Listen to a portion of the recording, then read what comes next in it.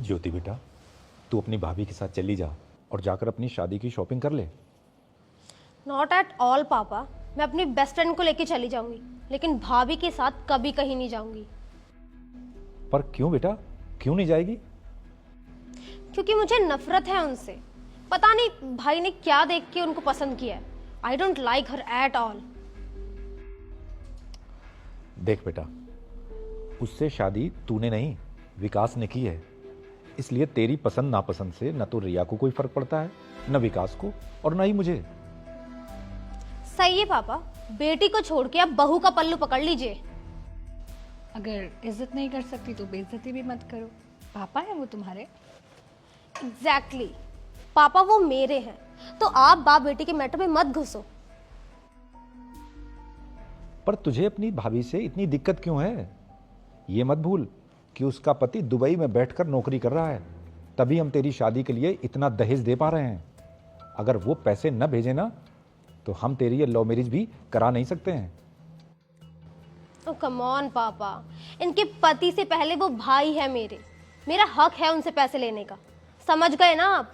और मैं मार्केट अपनी बेस्ट फ्रेंड के साथ ही जाऊंगी, इनके साथ नहीं जाना मुझे।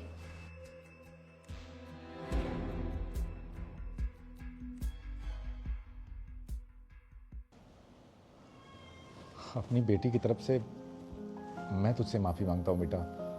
पता नहीं, मुझे समझ में नहीं आता कि उसे दिक्कत किस बात से है तुझसे। अरे नहीं नहीं पापा जी, मुझे ज्योति की बात का बिल्कुल बुरा नहीं लगता। वो मेरी बहन जैसी है और बहनों की बात का बुरा थोड़ी मानते हैं।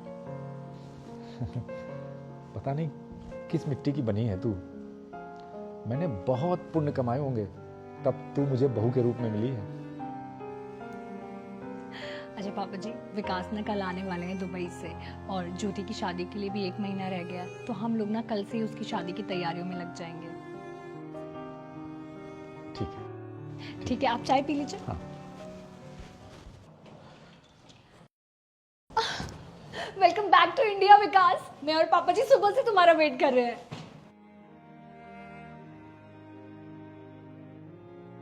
क्या हुआ? सब ठीक तो है ना?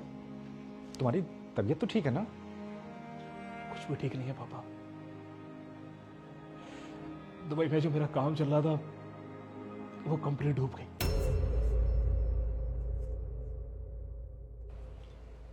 करोड़ों रुपए का लॉस हुआ है मुझे। सब कुछ बर्बाद हो गया पापा। अब ये समझ में नहीं आ रहा कि ज्योति की शादी कैसे करेंगे। सारी तैयारियां हो गई थी, बस दहेज। अरे इतने सारे दहेज के पैसे कहां से लेकर आऊंगा मैं? भैया, अब ज्योति की शादी कैसे करेंगे यार? मुझे कुछ समझ में नहीं आ रहा, क्या करूं मैं? विकास!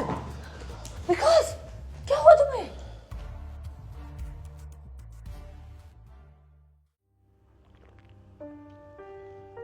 रिया, जो तुम करने जा रही हो बहुत बड़ा फैसला है। एक बार अच्छे से सोच लो प्लीज। विकास, मैं जो भी कर रही हूँ ना, सोच समझ के ही कर रही हूँ। और वो सिर्फ तुम्हारी बहन नहीं है, वो मेरी भी तो बहन है। तुम आराम करो, मैं जाके ज्योति और पापा जी से बात करती हूँ। दोनों बहुत परेशान हैं।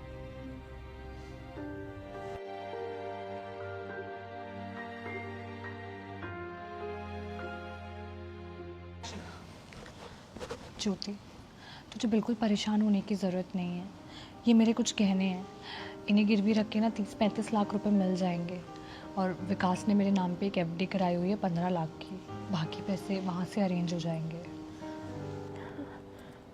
लेकिन भाभी, आप मेरे लिए इतना क्यों कर रहे हो? मैंने तो आपसे लिटरली नफरत की है। नफरत तो तूने की है ना, मैंने थोड़ी की है। मैंने तो तुझसे हमेशा प्यार किया है। और मुझे पता है मेरी ननंद अपने होने वाले पति से कितना प्यार करती है। तो ये छोटी मोटी दिक्कतों के चलते तेरी शादी थोड़ी रुक जाने दूंगी मैं। और जब तक तेरी ये भाभी जिंदा है ना, तुझे कोई टेंशन लेने की ज़रूरत नहीं है। शादी की तो क्या, मैं तेरी सारी लाइफ की प्रॉब्लम सॉल्व किया करूँगी। सॉरी भाभी, I am really really sorry. मैं आपके प्यार को कभी समझ ही नहीं पाई।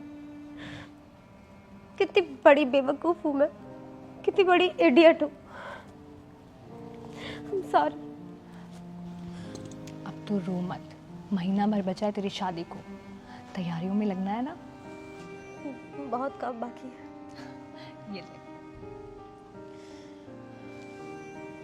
थैंक यू भाभी।